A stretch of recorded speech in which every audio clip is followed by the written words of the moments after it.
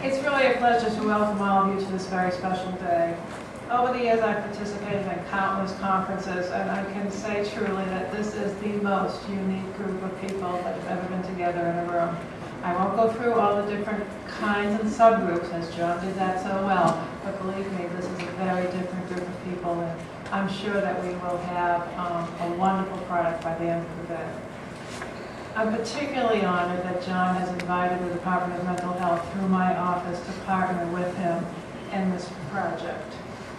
John's generously dedicated some of his funds from the Robert Wood Johnson Leadership Grant to provide for the conference today. And I would like to honor him by us all appreciating that.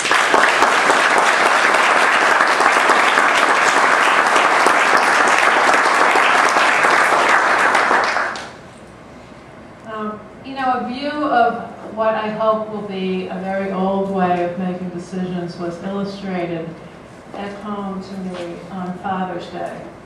My husband Larry and I invited his father Morris, his father Morris, and Larry's three sons, Nathan, Andrew, and Tyler, over for dinner. At a lull in the conversation, Andrew, who's recently graduated from college and is a little bit anxious about what he's going to do next year, leaned over and asked his grandfather, "What's the secret of your success?" And Morris replied, "2 words, my boy." "Okay," Andrew said, "so what are they?"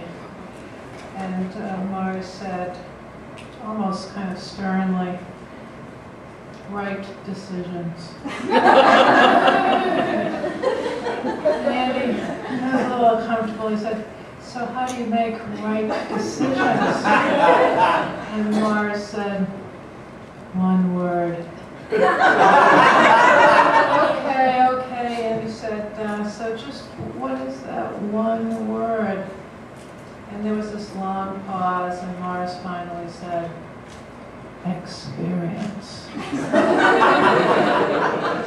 Andrew started shaking his head and had that uncomfortable grandson sort of look, you know. And he got himself up to say, "And just how do you get this experience?" And Morris replied, 2 words. "Oh," Andrew said, and he was like in pain. "Oh, what 2 words?" Morris looked him in the eye and whispered, "Wrong decisions." So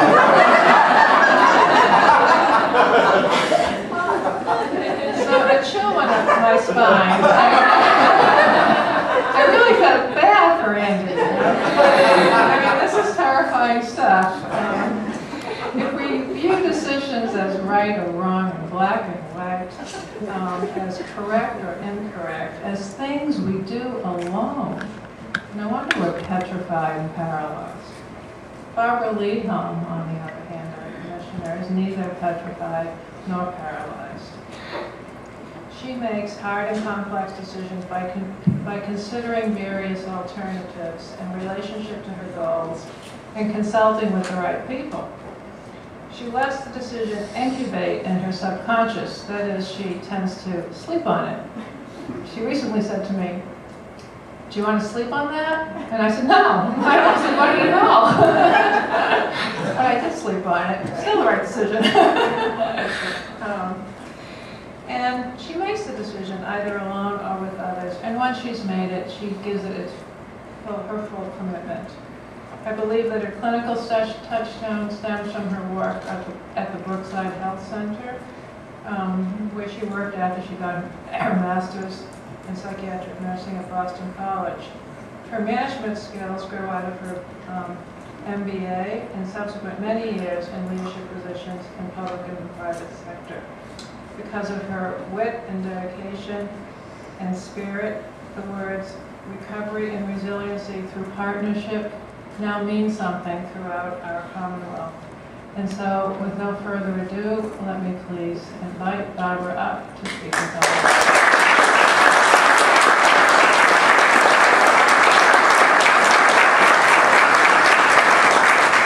Thank you, and good morning. I too am absolutely thrilled to be here because I do think it's a wonderful opportunity for us to think about how we go beyond the rhetoric.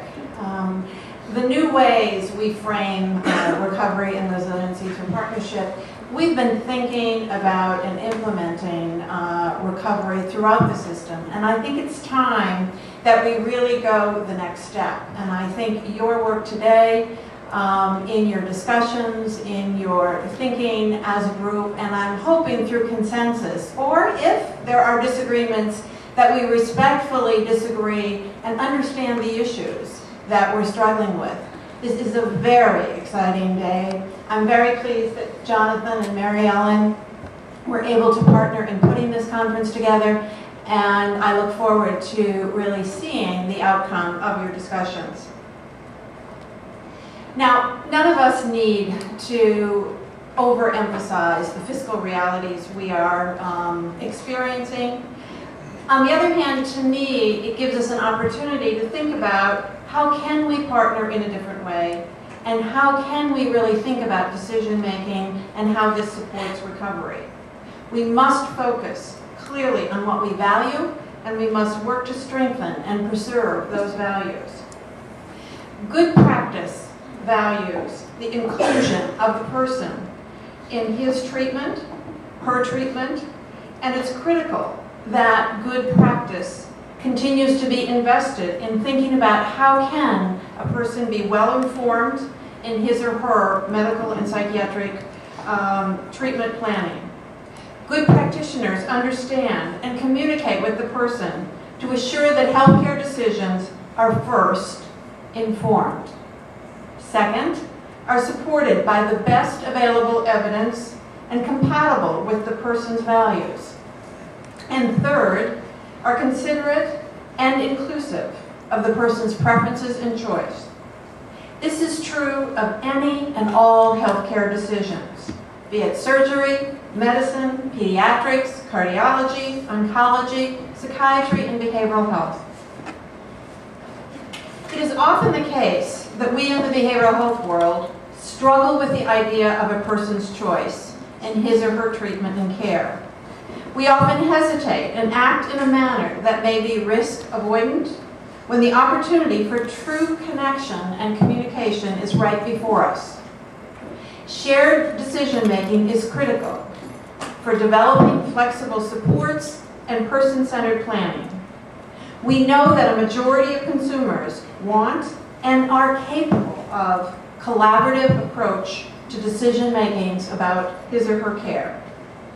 It is my hope that you will candidly and respectfully discuss these ideas today, and that the white paper resulting from your thoughts and contributions can become the department's guide for ongoing improvement in this area.